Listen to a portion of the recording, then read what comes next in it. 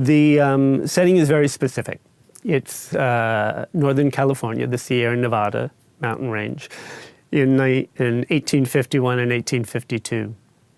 As a designer, the through line is always the same. It's creating that world that supports the story. Hopefully in a way that explains the scale of the landscape, and then within that, very real, specific elements that recall that period.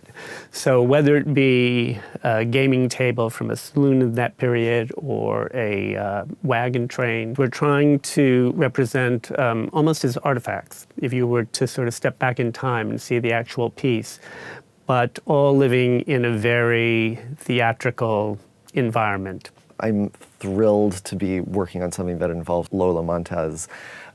She was a dancer, a stripper.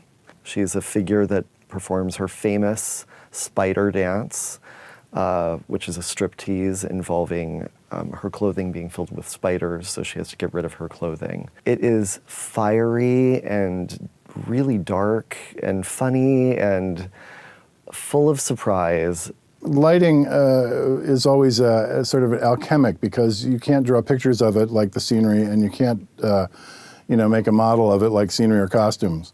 But in my mind, I've started forming images about what should happen, and so much of the opera is about the nature of the gold rush and the conditions, the blazing heat, the smoky saloon, the rich bar. But the notion that it was all happening in this giant universe, or this giant physical space that was lit by the sun, is what we'll be working with. Hopefully that translates alchemically to Licos and Fresnels and gels, and you put it all together and the lighting comes forward.